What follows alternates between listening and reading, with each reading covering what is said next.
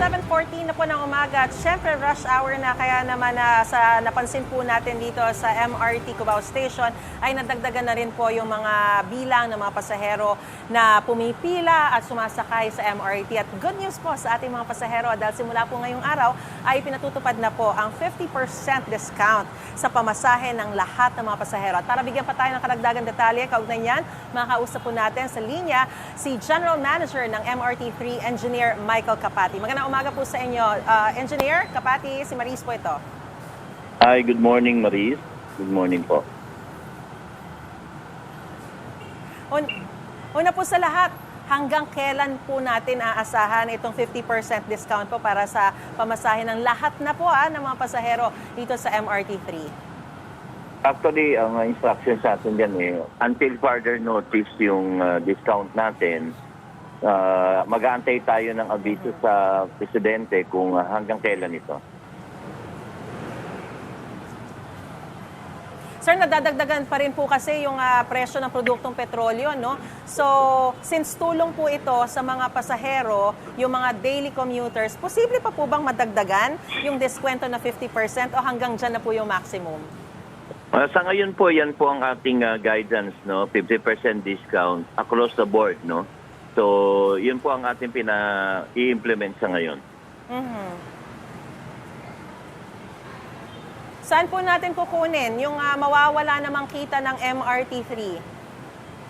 Actually, ang MRT naman ay government subsidized. So, yan po ay magiging treatment natin dyan ay lost revenue.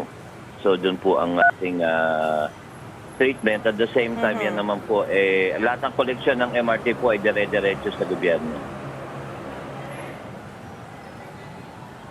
Paano po natin masusustain yung maintenance naman at of course yung mga programa ng MRT3 kung halimbawa may nakalaan lang na specific na budget para po sa operasyon ng MRT? Ang maintenance po natin ay separate. Yan po ay nakakontrata sa Sumitomo at sa ngayon po ay under po yan ng ating rehabilitation and maintenance loan sa JICA.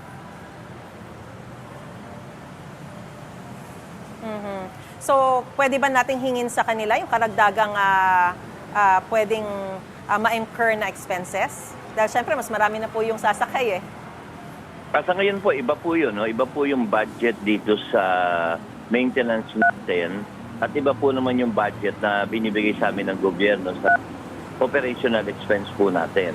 Yan naman po ay pag-uusapan na lang in case na kakailanganin po natin ng additional budget. Yan po ay pag-uusapan ng ating DOTR management saka po ng Presidente at ni Secretary Lopez. GM, huli na lang po, gaano kalaki yung inaasahan nating madaragdag sa ridership ng MRT? At kaya po ba ma-accommodate lahat? Kasi of course on a daily basis, medyo siksikan na rin po sa MRT. Sa ngayon, nakita naman namin maayos na naging at positibo yung mga unang oras natin. We expect surge ng natin, including that of during peak hours. Nakamonitor po tayo, nag-deploy tayo ng mga additional personnel and security to make sure na ma-manage natin yung pila at matugunan natin ang pangangailangan ng mga pasahero. Alright, maraming salamat po sa impormasyon binigay niyo po sa amin at sa inyo pong panahon. General Manager ng MRT3 Engineer Michael Kapati. Magandang umaga po sa inyo. Thank you. Igan, mauna ka sa mga balita, mag-subscribe na sa GMA Integrated News sa YouTube para sa iba't ibang ulat sa ating bansa.